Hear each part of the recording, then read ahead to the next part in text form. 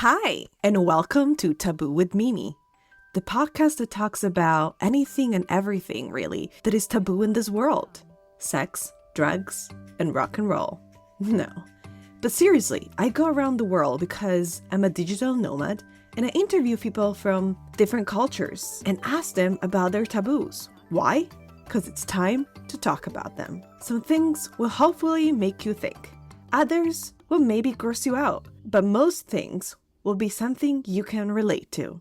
So there you have it. Welcome to Taboo with Mimi. Hello, everyone. Welcome back to Taboo with Mimi. I'm here today with a special person that I know already. So I'm really happy to be with. Who are you, special person? Who am I? Oh, where do I begin? So my name's Fiona. I'm a human design specialist and coach. How much do you want to know? Do you want to know the background, the story? Whatever you want, like just a Everything. little bit about your story, I guess. We're going to talk about something really, really interesting, which is called human design, which I think, and correct me if I'm wrong, it's in the field of astrology. Is this something you would say? Yes, astrology is a part of human design, if that makes sense. So human design is a self-knowledge system, and it's based on ancient wisdoms such as the Kabbalah, the Tree of Life, the I Ching, and then also astrology, and then quantum physics, neutrinos, that stuff too. So yeah, it's a system that includes all these different aspects. And I met you because you came to give up an amazing workshop at Creativa, my co-living and co-working for women only. And you were absolutely amazing. So it's like, hey, let's do this. It was really, really fascinating.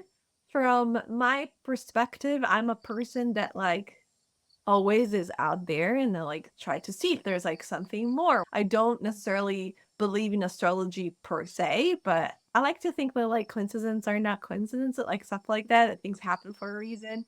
And I think, and while we're gonna talk about it, you're gonna introduce human design a little more. I think it's always interesting to have perspective in life. How did you fall into human design? Can you give us a little bit of a description of what is it? Yes. So yeah, like I said, it's a self-knowledge system and basically shows us that we're all designed to be successful. We have everything we need. We have the talents we need to achieve what we need to achieve. What I believe, and human design believes, we're all here for a purpose, and we're designed to achieve that purpose. So when we're living in alignment with how our energetic body is designed, and we're tapping into our highest powers, into our highest talents, and its highest expression, life becomes flowy and easy and magnetic. And that's what I'm experiencing right now. But also, if you're living out of alignment or you're slipping out of alignment throughout the day, because you might not necessarily be in or out of it, you can kind of, things might just not be aligned within your day. You'll feel stuck and stagnant and like you're swimming against the current and just it's hard and it's icky. So I help people unlearn their conditioning and the limiting beliefs that are holding them back, and then relearn how they're designed to show up so that they can achieve their goals faster, but also more sustainably. Because when you're doing it in alignment, it flows easier. So I got into it because I was previously a data analyst and I wanted to move into the health and wellness world. So I started a health coaching business and I got a business coach to help me start that process off. She was coaching me based on my human design. So my marketing strategy, how I showed up, all that stuff, it was all in alignment with my human design because there's not one way to do business. We're all different. And it's the same with everything in life, right? We're all different diets for different people. How we want to be in relationships with people, it's different for different people. Showing up in business needs to be in alignment with us as the individual, as the business owner, or if you're even working for a business as well, you want to work in alignment with your skills. She helped me so much. And not only did it help me with my business, but it changed my relationships, my health, everything. Because when you're living in alignment, then everything starts to flow. And it's the same sort of things, communication in business, then your communication, your relationships will also improve if you're improving. So, it all flows and overlaps with everything. And at the time I was doing health coaching. So I realized if I get trained in this and get specialized in this, I will be able to help my health coaching clients achieve their goals faster, and then again more sustainably. They'll be able to keep up with it because they'll be doing it in a way that's suited for them. For some people, a lot of structure with like 9 a.m. this, 10 a.m. this, that works them and that's really good for them, that supports them and nourishes them. For other people, that can be really detrimental. So it's just like using how people are designed. Yeah, that was the plan, to help them with the health coaching. So I started doing that, and then basically the demand for human design just got overwhelming, and I kind of got pushed into just doing human design. The health coaching kind of went down and the human design went up. So I'm moving into this space now of coaching people based on their human design. What type of studies do you need to do in order to become a coach of human design? So I trained with Jenna Zoe. So I got, qualified with her. And I'm currently doing another one, which is a bit more like applicable. So the one I did previously was like the textbook stuff, the very structural stuff. And the one I'm doing now is like, okay, and how to apply it to parenting, how to apply it in your job, how to apply it in your business, the application side of stuff. That's really interesting. That's where my interest lies, obviously, and this is why I love human design so much as well, compared to astrology or other things, is that, well, the way I teach and the way I work with people is like you take action based on it. You implement. It's not like you're this and that's you, like go away now and you do you. It's like, okay, so for me, for example, if someone said to me, okay, you're gifted in storytelling, like go speak now, it would be very difficult for me to just show up that way, because I was not speaking in that way. I was speaking in a very logical way before, which is why I had a lot of problems with communication. But yeah, I had to actually take action. I had to go away and practice it. I had to go away and take the steps. And then, again, in human design, it shows us how we're aligned how to make aligned decisions. So it's like going away and practicing making decisions based on how you're designed to. So it's like you go away with something to do. And that's why it's life-changing. That's why you really create that transformation in your life. How do you determine what is a person's design? Like, what are people designed to do? Okay, so this is a good question. Some people are concerned that human design might be limiting, like you're this and you're designed to be this and that's it. So no, it's not like that. You can be whatever you want to be. You can do whatever you want to do. When you're working in alignment with your human design, you'll just get there quicker, more efficiently, more smoothly, less road bumps. It will just flow easier. So it's not like you're designed to do this, like go like you can literally be whoever you want to be.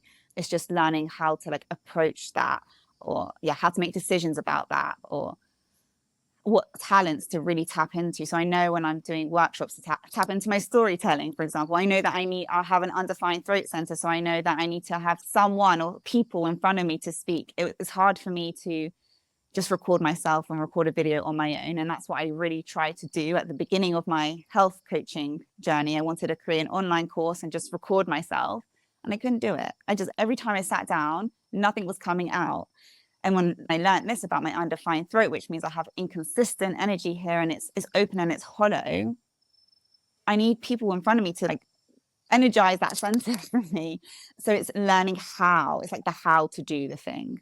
Doesn't mean I'm not designed to speak. Doesn't mean I'm not designed to show up and be a business leader or run a podcast, or if I wanted to, I could get on stage. If I wanted to, I could run a podcast, but I would just need to do it in a way that's aligned with my strategy and my authority and my gifts and everything like that. So how many human designs are there? So there's 5 main types, but within the types, everyone's so different, just because it's not like, all Capricorns are this or all Capricorns are good at business. It's not like that. So there's 5 types, which is like how the energy is flowing and stuff like that. But within that, there's so many different layers. So people might have a different authority, which is how they're designed to make decisions. So there's 7 different authorities that one person could have, and that's how they're designed to make decisions. Then there's people have different gates. So that's the talents. People have different talents within the design. So even if you're a generator is one type, even if you're a generator, I'm a generator, another generator would have different talents or different channels or a different decision-making system. So everyone is so unique. And there's there's shadow sides of everything. So let's say we have all our talents, we can be in the highest expression of our talents and like really show up in that high expression, but we can also slip into, when we're out of alignment, slip into a shadow side, and that might turn into manipulation or whatever, like the shadow side of something, or any limiting beliefs you have, or you're not feeling and you're not good enough, or you're not capable of being a leader. If you have a leader and you're feeling not capable of that, then you can slip into the shadow side of things. So people can be living in their highest expression or a lower expression too. I'm gonna be like a little bit a devil advocate here, and then we're gonna go into more like the things that I love. But if like someone came to us like, hey, listen, this is nice to hear, but it's not based on science. Why would I believe it? I would say it's an experiment, and just if it works for you, it will change your life. Like, I mean, all my clients and everyone I've worked with, it's been transformative, can just experiment. And if it doesn't work, what do you lose? Right. So, and I always say, especially when I'm working with the decision centers, we're going to practice making decisions about what to have for dinner. We're going to practice those things. So let's say your gut is your authority. That's a thing that is like the stamp of approval. Yes, your logic helps and it's there to help you. But the thing with the last say, let's say it's the sacral center. So we'll practice with foods, practice talking with your sacral, which is the gut. Do I want pizza or pasta? And then you feel that lit up sensation of like energy creation in the stomach. That's a yes. It feels like butterflies or like a generation of energy or like excitement. And it's like a very physical response in the body. That's just one example of an authority. So I say to my clients, we'll start with the small things. And then when you're really comfortable with that and you're really, using that and it feels good, then we can start making bigger decisions about, who to go into partnership with or should I buy this house, or those bigger decisions. But yeah, I would say experiment with it. And what's the worst that can happen? The worst that can happen is you tried something and it didn't work for you. But there is science involved. I'm like not so like, I'm not studied enough about that, but I know it's to do with like neutrinos, quantum physics stuff. And there are studies out there. But to be honest, I just know that it works through experimentation. And this is also in my human design. I have a 3 in my profile, which is I learn by experimenting. So people learn differently. There's like an investigator, there's all different types. For me, it's doing the thing. I learn through trial and error. And that's the approach I take. I know when I know something works from my own experience, I share it with others, and everyone that I have worked with, it's worked. But yeah, my advice would be just try it. What's the worst that can happen? Might change your life. Right. So let's say I do want to try it, and it's like, oh, okay, listen.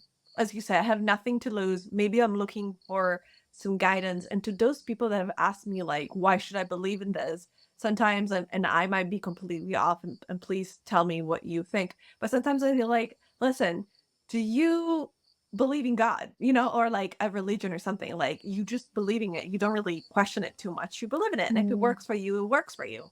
If you believe it works, and if you don't, it doesn't. And Yeah. so I remember when we went to come and do the workshop, we all did our little test. How do you determine what's your human design? Yeah. So, I mean, you can go, there's a few websites out there. I mean, you could just Google like a chart. I have one on my website, which is wellbeingfromsource.com/human design. And you just type in your birth information, the time, the date, and the location, and that will generate a chart that determines the chart. That's how you find it. Right. So you put the date of your birth, where you were born as well, right? There's also Yeah. where. And Yeah. then your like first and last name, and basically that's it. So there isn't much information about you. I did a little bit of experiment because I couldn't remember exactly the time that I was born.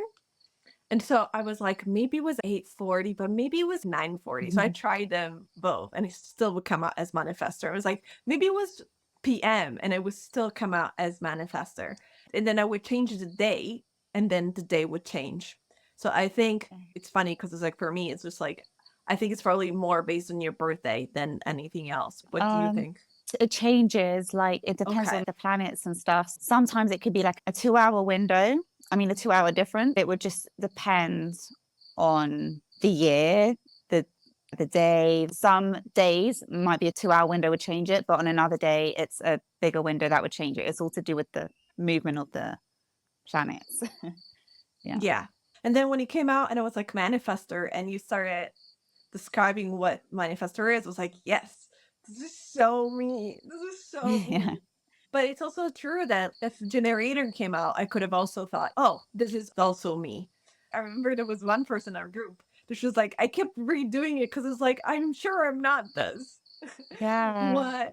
Like, also, can you like tell us maybe briefly what are the difference between manifestor generating manifestor and then yeah, when these little things happen, yeah, what would you tell the person basically? So yeah, so what I would say is, yeah, I'll tell you about the type, but what I'll say is within the chart itself, there are channels where two gates connect, and the channels that a person could have different flavors. So you could be, let's say, a manifestor with like a projector channel. So that's where you'll resonate with the feeling of a projector within that channel. So that's how that can happen. There's 5 types. The first one is generators. So they make up about 37% of the population, roughly. And they're the doers, the creators, the builders. They're the ones that are creating constantly. And when they're doing what they love, is like putting a phone in the socket to charge up. They're literally getting charged. When I'm talking about humanism, when I'm doing my workshops, when I'm with a client, I'm like generating energy because I love it. And in my previous job as an analyst, I was getting drained. And as soon as I got home at 4 p.m., I was on the sofa like this. And I was just working in Excel spreadsheets, you know? And now I'm like, I've got a very active job speaking all day and delivering workshops and stuff. But because I love it, I'm generating energy. And then the people around me also get energized too. It's important that I'm doing what I love also for other people because I'm giving them energy too. And it's very important for generators to not do things based on shoulds and to actually do what lights them up. That's like the biggest thing. Because again, when they're drained, other people get drained. Then we have the manifestors, which you are, Mimi. So manifestors make up about 9% of the population, so a bit more rare. And they're very powerful. They're like the movement creators, trailblazers. They move things forward. They're initiators. The analogy I give is like they're the train drivers. And they're saying, I know today I'm driving from London to Paris. If you want to get on my train and come to Paris with me, get on. And if you don't, there'll be another manifestor behind. You can jump on their train. So they're like the movement. They move the movements. Very independent, very autonomous. They have a selective aura because they're very powerful. It's like you're either with them or you're not. You know, you're either going with them on their journey or you're not. They experience more rejection than the other types typically, which also makes them more susceptible to people pleasing. So that can come in more with that type. Then we have the manifesting generators, which is a hybrid of those two I just described. And they make up about 33% of the population. And they're like multi-passionate, they do lots of different things, lots of different projects, lots of different skills. They might have different like jobs going on. Very busy people, very efficient, very good at multitasking. They thrive with multitasking.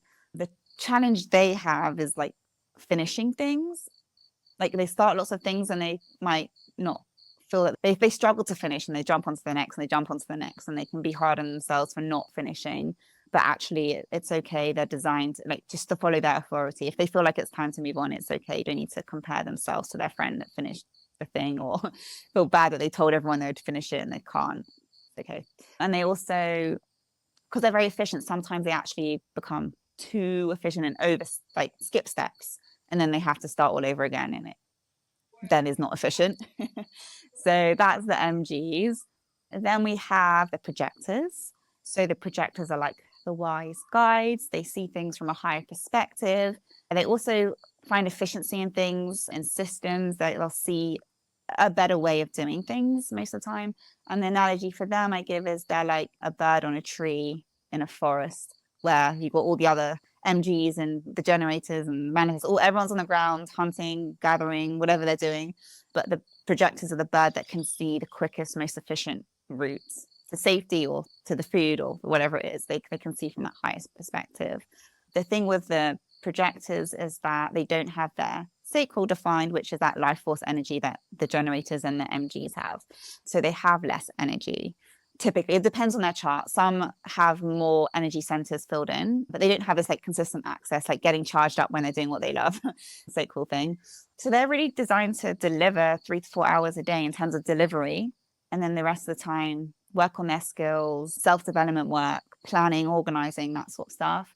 It's hard for them to try and keep up. This is where they can fall out of alignment, when they're trying to keep up with the generators and they see their friends running businesses and they're working like non-stop and showing up every day and doing all this work, and they're trying to keep up with them. They don't need to try and keep up with them. Like, they need to listen to their body, and their work is so potent and efficient and impactful that they don't need to work as much as the others. It's just really important for them to honor their rest. So the projectors make up about 20% of the population.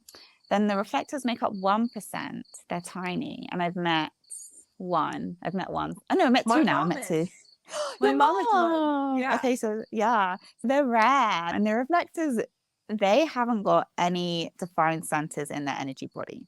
So this means that they just all the energy flows through them.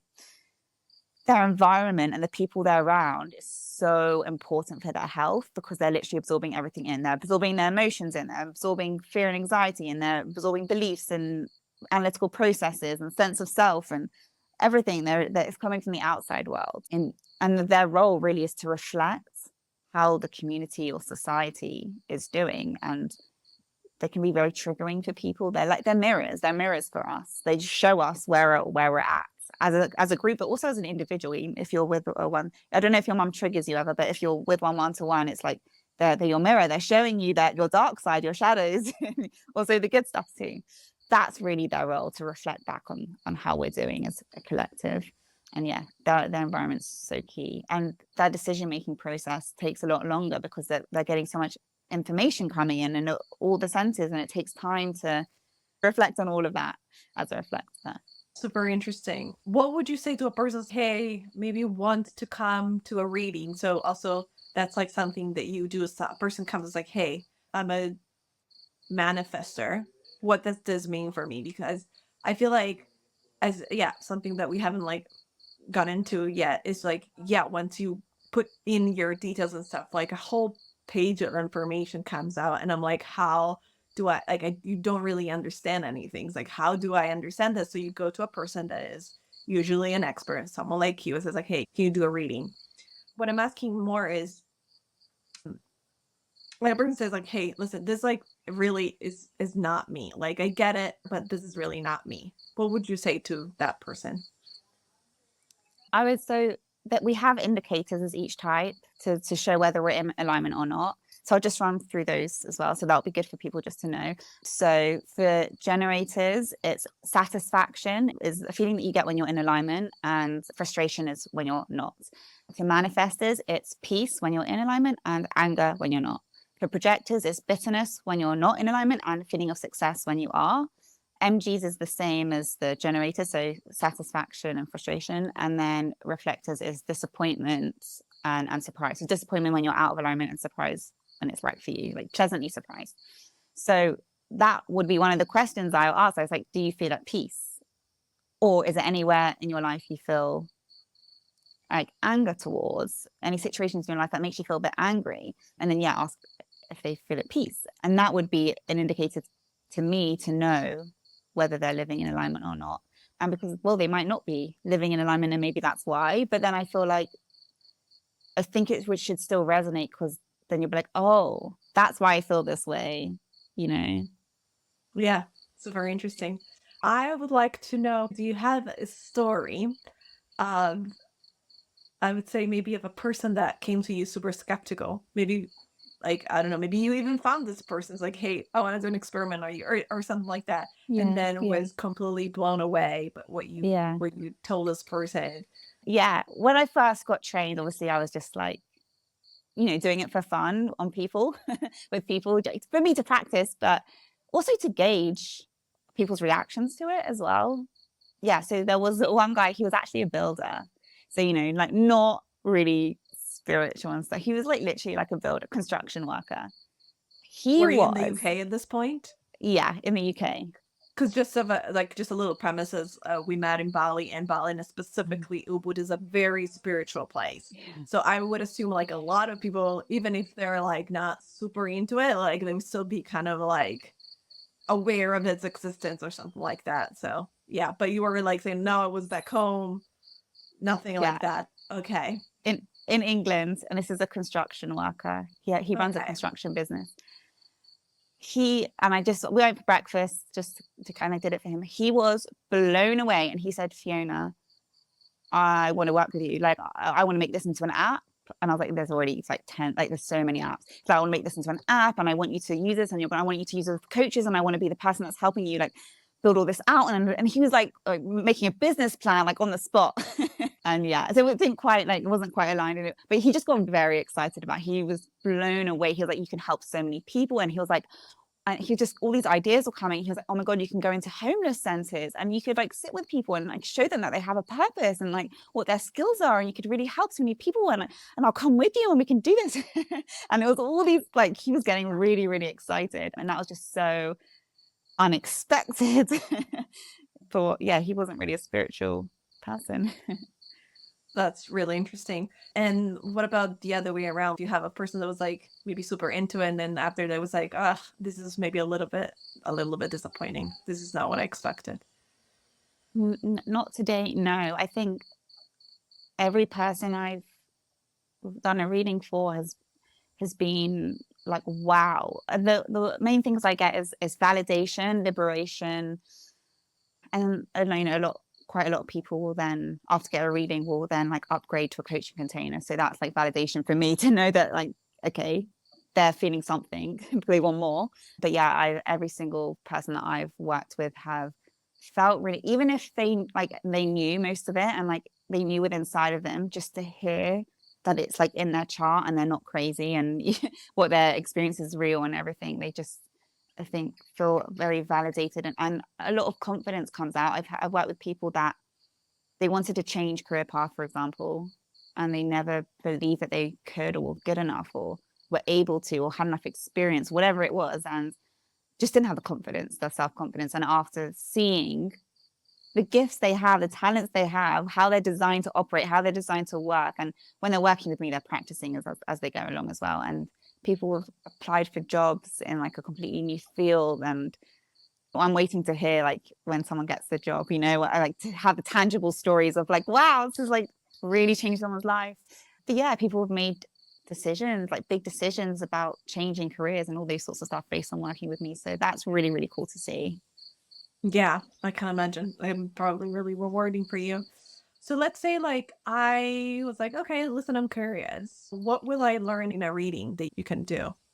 So there's layers, like we said before. So on a first reading, I teach the foundational stuff because if we're going into all the talents and things and you learn like what your talent is and how to step into it, but you're not approaching it in the right way, it's not going to go very far. So the first session is about first of all your energy type and how to use that energy and the strengths that come with that, the challenges that typically come with that and how to overcome them or like tips and tricks and how to like use get through those challenges. We look at your strategy, so how to make things flow in life. For manifestors, they're very like you know initiating energy and like go-getters, and they move people forward and they don't need to wait for any external cue, they can just go with it. So there's different strategies for different types, so we're not all aligned to do that. Then you learn how to make decisions based on the decision centers, and we look into your energy centers. So there's 9 energy centers. They're similar to the chakra system but slightly different because there's 2 more, and we look at if they're in balance or not. So if a center is undefined, it means it's open. That's where you're susceptible to conditioning or being influenced basically in that area because it's like a hollow center where energy is being pulled in from the outside world. So we like look into that and I kind of evaluate where you're at in that, if you're in like a healthy state there, if there's any like conditioning there that needs to be undone or any limiting beliefs that need to be rewritten. And then we'd also look at the defined centers where you hold consistent energy. But even though there's consistent energy there, you can still be overstimulated, for example. You can still, you know, let's say it's your root center. If you're putting too much pressure on yourself and you're doing too much, it's also connected to the physical body. It's connected to the adrenal glands, the cortisol hormones, the stress hormones. So that can also impact your health. So evaluate all the centers. And that's in the first session. And then typically people will then want to know more because once they feel like, okay, I'm really like taking stuff away from this, and then they want to, okay, I want to know my talents, I want to know my profile, like my how to like the approach I take and the life theme, and oh, there's just so many layers. The arrows, there's variables with arrows, how you're designed to digest, what environments are you're best suited for, that you're most healthy in, how you process information. There's just so much. So yeah, that's how I kind of go by layer, because the deeper you go, it needs to go in order. Because if you master the best environment for you, but you're not using your talents, or you're using it the wrong way, you know, it needs to be in that order. Yeah, super interesting. Last two questions. Yeah. First one is, are you ever afraid or scared to do something, not to say something wrong to the people? Not when I'm in it. Like when I'm in it, I'm very much in a flow state. I'm not really using my brain, if that makes sense. I'm very much in flow, and things just come out, Mm-hmm. and it just feels smooth and flowy, and that's how I know that I'm, you know, working right. But if I get in my head, you just in life in between, you know, I'm like, what if I just say something that's like really gonna like impact someone's life, and it's like not right, you know? Like, what if Right. someone changes their job and what I said isn't right, you know? But that's like not what, well, when it's happening, it's like not like that at all. I'm just like completely in flow. But yeah, I can get in my head like in between, because it's like very transformational stuff. So I wouldn't want to tell anyone the wrong thing. But I think that's just in my head. Yeah, you're just like, I've studied. This is kind of like what I've learned, and I'm just bringing all the information out for you. Yeah. Mm-hmm.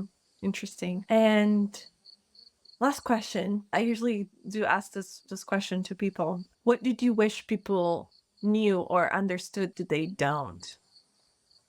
Two things. The first one we kind of mentioned already, that it's not limiting.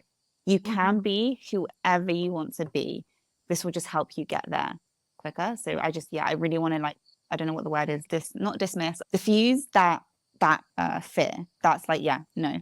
The second one is like, there is science behind it. It's too much for me to get my head around, and I'm just not interested in that, you know, like I'm interested in experimenting. I'm interested in getting my hands dirty. I'm not interested in like studying it, like, you know, like that.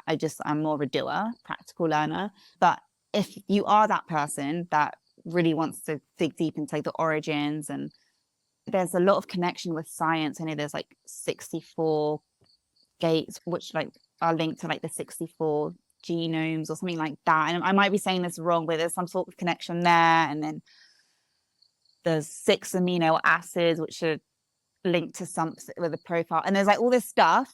There's science involved. I'm not like fluent in. I wouldn't want to teach that because I'm not fluent in it. But it exists and it's there. So you're more than welcome to like hit Google and like do your own research with that. All right. Super, super interesting. Is there any final words that you want to say? Otherwise, I will say this. Obviously, we will link in the description down below your website and your contacts if people want to contact you for a reading session or just your courses or your future thing that you will do about it. You're in Ubud, Bali, if some people want to come and meet you in person, right? You do also in person or online, right? You do both. Yeah. Yeah, so I mean, you can get a report from my website, also offer like the readings, the HD analysis reading, coaching container, which is where all the transformation happens, because it's the doing, it's not the knowing, it's the doing.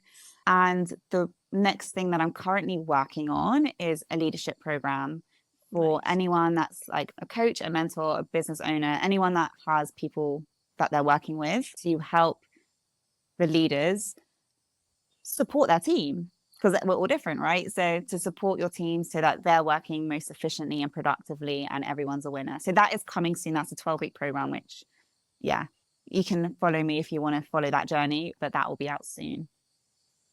Yeah. Is there any last, I would say, like crazy thing that you want to tell us? So before getting into design, it's not that crazy, but before getting into design, Fair.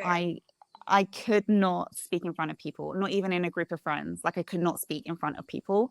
And this had my journey really just brought me into this place where, and obviously there's a lot of deconditioning going on, there's a lot of self work going on, but learning how I'm designed to communicate based in alignment with my design has changed my life. I now run my own workshops. I'm coming on podcasts. I'm doing talks in different centers I now speak. I now speak in front of people. So yeah, but I never used to be able to. I used to get panic attacks at the thought of even speaking in front of a group of people. So Yeah. yeah, that's my little 2 cents of what I've gone through. Yeah. Beautiful. Fiona, thank you so much. And to everyone else, thank you. Don't forget to subscribe, and I'll see you next week. Bye, Fiona. Thank you. Thank you. Bye.